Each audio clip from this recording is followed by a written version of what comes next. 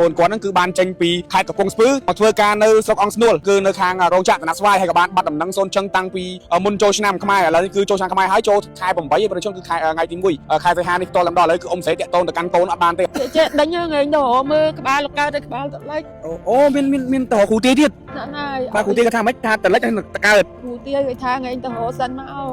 កមើលវាធ្វើម៉េចងាប់ទៅរស់អីដឹងហើយតែគ្រូទាយក៏មានទាយថាម៉េចអីថានៅមានសុខភាពឬក៏ម៉េចទេអ៊ំអត់ឃើញហ្មងអត់ឃើញសង្កត់ឈុនឆឹងហ្នឹងអានេះពេលជំនឿចាពេលជំនឿចុះបងប្រុសដែលបាត់ខ្លួនទៅហ្នឹងរយៈពេលប្រហែលខែហ្នឹងគាត់មានឈ្មោះអីដែរឈួនចំណាងឈួនចំណានចាបាទដល់គេហៅក្រៅឈ្មោះតាក់ឈ្មោះក្រៅហៅឈ្មោះតាក់ចាបាទអាយុប៉ុន្មានទេអ៊ំ30ជាង30ជាងហើយចឹងបាត់ឈឹងមកអ៊ំណាចាបាត់ឈឹងជួយហៅកូនខ្ញុំប៉ងឬមួយស្លាប់ឬមួយរស់ឬមួយនៅគុំខាំងបាទចុះបងប្រុសមុនពេលមកធ្វើការនៅនឹងអង្គស្នួលបាយចានហ្នឹងគឺបងប្រុសមានប្រាប់អ៊ំថាម៉េចតែតាម៉ែខ្ញុំទៅធ្វើការនៅអង្គស្នួលបាយចានធ្វើតំណាប់ស្វាយរោងចក្រតំណាប់ស្វាយបាទតាំងពីខែប្រហែលមកអ៊ំតាំងមុនចូលឆ្នាំតាំងខែប៉ុន្មាននេះណាកូនមុនចូលឆ្នាំខ្មែរនោះចាឥឡូវមកទល់ពេលនេះគឺខែ8អញ្ចឹងចូល5ខែ6ខែអ៊ំណាចាយូរហើយកូន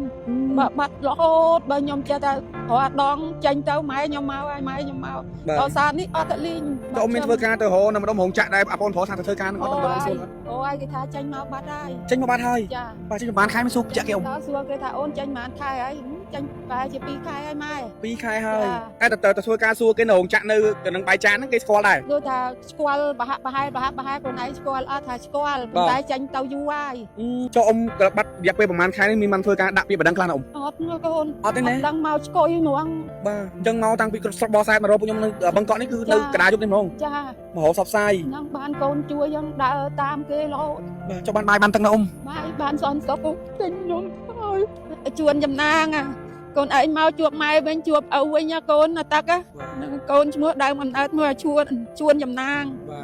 ដល់ហៅទៅឈ្មោះតាក់មកទាំងកណ្ដាលត្រៀតបាទមករកសារព័ត៌មាន TP News ដើម្បីធ្វើការសបផ្សាយរហូតដល់កូនប្រុសដែលបាត់ខ្លួនជាច្រើនខែហើយតាំងពីមុនចូលឆ្នាំមកហ្នឹងបើសិនជាបងប្អូនបានឃើញការផ្សាយនេះហើយឃើញបងប្អូនប្រុសតាក់បាទសូមតំណែងមកកាន់លេខអ៊ំស្រីមកគឺគាត់ប្រើលេខទូរស័ព្ទ096 37 73 804ប្រជាជនគាត់អាយុប៉ុណ្ណេះហើយមកដើររកកូនលេងមកតាំងពីខេត្តកំពង់ស្ពឺមកដល់កន្លែងខ្ញុំកំពុងតែឈរផ្សាយប្រជាជនគឺនៅកណ្ដាលយប់ផ្ទាល់តែម្ដងគឺម៉ោង1ហើយមកទល់ពេលនេះប្រជាជនឥឡូវគាត់កំពុងតែឈរញ័របាទភ័យខ្លាចបារម្ភពីកូនផងសុខទុក្ខយ៉ាងណាយ៉ាងណីនេះប្រជាជនទឹកពិសាហៃថៃដើម្បីសុខភាពលោកអ្ន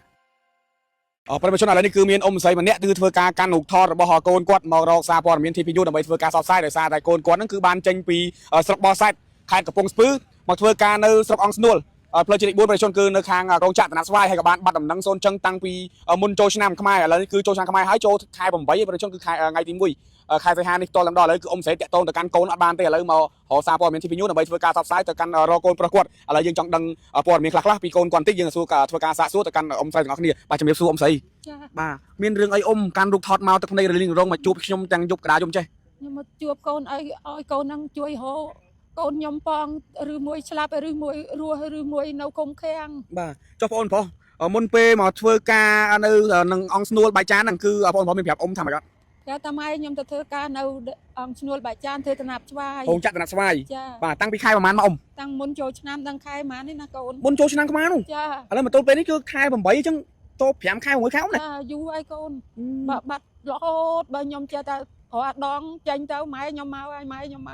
ដល់សារនេះអត់ទៅលេងចុះមានធ្វើការទៅរនៅម្ដុំរោងចក្រដែរបងប្រុសថាទៅធ្វើការនឹងអត់ទៅដល់អ៊ំសួរអូយគេថាចាញ់មកបាត់ហើយចេញមកបាត់ហើយចាបាទចេញប្រហែលខែមិនសុខចាក់គេអ៊ំដល់សួរគេថាអូនចាញ់ប្រហែលខែហើយចាញ់ប្រហែលជា2ខែហើយម៉ែ2ខែហើយតែទៅធ្វើការសួរគេនៅរោងចក្រនៅនឹងបាយចានហ្នឹងគេស្គាល់ដែរដូចថាស្គាល់ប្រហែលខ្លួនឯងស្គាល់អត់ថាស្គាល់ប៉ុន្តែចាញ់ទៅយូរហើយចាអញ្ចឹងហើយឥឡូវតែចូលទេអត់ចុះអ៊ំបាត់រយៈពេលប្រហែលខែនេះមានបានធ្វើការដាក់ពាក្យបណ្ដឹងខ្លះណាអ៊ំអត់កូនអត់ទេណាដឹងមកស្គយហ្មងបាទអញ្ចឹងមកតាំងពីស្រុកបោះសែតមករកពួកខ្ញុំនៅបឹងកក់នេះគឺនៅកណ្ដាលយប់នេះហ្មងចាមករកសពសាយហ្នឹងបានកូនជួយយើងដើរតាមគេរហូតបាទចុះបានបាយបានទឹកណាអ៊ំបាយបានសន្តិសុខទិញនំហើយចុះបងប្រុសដែលបាត់ខ្លួនទៅហ្នឹងរយៈពេលប្រហែលខែនេះគាត់មានឈ្មោះអីដែរអ៊ំមួយឈួនចំណាងឈួនចំណានចាបាទដល់គេហៅឈ្មោះតាក់ឈ្មោះក្រៅហៅឈ្មោះតាក់បាទអាយុប៉ុន្មានទេអ៊ំ30ជាង30ជាងហើយចឹងបាត់ឈឹងមកអ៊ំណាចាបាត់ឈឹងនឹងសុកទុកបាយទឹកណាអីណីអ៊ំណាទៅណាទៅណី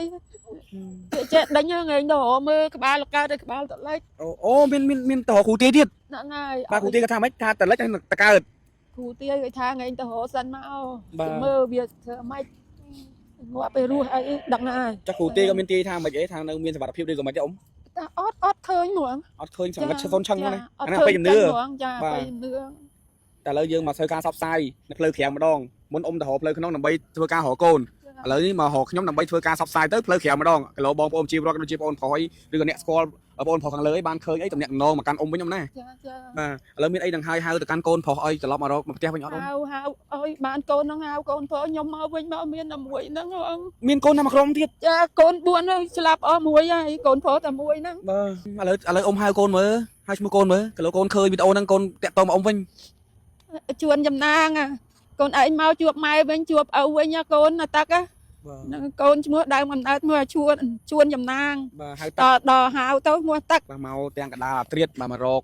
សារព័ត៌មាន TP News ដើម្បីធ្វើការសបផ្សាយរហនៅកូនប្រុសដែលបាត់ខ្លួនជាច្រើនខែហើយតាំងពីមុនចូលឆ្នាំមកហ្នឹងអញ្ចឹងបើសិនជាបងអូនឃើញនៅការផ្សាយមួយនេះបងប្អូនប្រជាពលរដ្ឋទាំងអស់ដែលបានឃើញនៅការផ្សាយមួយនេះសូមជួយបាទទំនាក់ទំនងមកកាន់អ៊ំស្រីផងគាត់បារម្ភពីកូនខ្លាំងមែនតើបាទឪពុកឈឺនៅផ្ទះមានបងប្អូន4នាក់ស្លាប់អស់1នាក់ឥឡូវនេះគឺនៅសល់តែ3នាក់ទេហើយ2នាក់ទៀតតាណាអ៊ំ នៅធ្វើការកូន នៅធ្វើការចុះបងប្អូនប្រុសកូនទីប៉ុន្មានក ូនទី2 កូនទី2បន្ទាប់បងណាអ៊ំ ចាបន្ទាប់ បាទឥឡូវបាត់កូនបាត់ឈឹងហើយ ចា ឥឡូវមកអ៊ំមានអីសំណុំពរទៅកាន់បងប្អូនប្រជាពលរដ្ឋឲ្យជួយ share នៅព័ត៌មាននេះដើម្បីឲ្យដឹងឲ្យបានដឹងដល់បងប្អូនប្រុសដូចជាឲ្យបានអ្នកស្គាល់បងប្អូនប្រុសឃើញបងប្អូនណាតាក់ទងមកកាន់អ៊ំមិនអីមិនអ៊ំ ចាខ្ញុំសូមជូនពរឲ្យបងប្អូនឲ្យកូនទាំងអស់គ្នានឹងឲ្យរកកូនខ្ញុំនៅទីកន្លែងណាឲ្យចុះផ្សាយឲ្យខ្ញុំមកលឺដំណឹងផងបើខ្ញុំត្រេកអរបង បាទបើសិនជានៅត្រូវតែឃើញ ចា បើសិនជាបាត់ក៏ដឹងដំណឹងណាអ៊ំណា ចាចា បើសិនជាបងប្អូនបានឃើញនៅការផ្សាយនេះហើយឃើញបងប្អូនប្រុសទឹកបាទសូមតំណាក់តំណងមកកាន់លេខអ៊ំស្រីមកគឺគាត់ប្រើលេខទូរស័ព្ទ096 37 73 804ប៉ុន្តែជនគឺខ្ញុំសូមអានភាសាទៀតគឺ096 37 73 804បាទប្រជាជនបើសិនជាបងប្អូនបានឃើញឬក៏អ្នកស្គាល់បងប្អូនប្រុសទឹកបានឃើញសូមតំណាក់តំណងមកកាន់លេខទូរស័ព្ទមកខ្ញុំនឹងដាក់ក្រុមខមមិនបន្ថែមទៀតដើម្បីឲ្យបងប្អូនងាយស្រួលក្នុងការតំណាក់តំណងមកកាន់អ៊ំស្រីដោយសារតែគាត់គឺបានបាត់កូនគឺច្រើនខែទៅហើយបើសិនជាមានសុវត្ថិភាពឬក៏មិនមានសុវត្ថិភាពបាទសូមឲ្យគាត់ដឹងដំណឹងផងព្រោះតែបាត់ច្រើនខែអត់ដឹងដំណឹងសោះតែមកគាត់អាយុប៉ុណ្ណេះហើយមកដើររកកូនលេងមកតាំងពីខេត្តកំពង់ស្ពឺមកដល់កន្លែងខ្ញុំកំពុងតែឈរផ្សាយប្រជាជនគឺនៅកណ្ដាលយកផ្ទាល់តែម្ដងគឺម៉ោង1ហើយមកទល់ពេលនេះប្រជាជនឥឡូវកំពុងតែឈរញ័របាទភ័យខ្លាចបារម្ភពីកូនផងសុកទុកយ៉ាងណាយ៉ាងណីទេប្រជាជនបាទអរគុណណាស់ប្រិមិត្តដែលខំចំណាយពេលតាមដានទស្សនានេះក៏ជាព័ត៌មានបឋមដែលខ្ញុំទទួលបានពីអ៊ំស្រីតែប៉ុណ្ណោះព័ត៌មានលម្អិតចំណា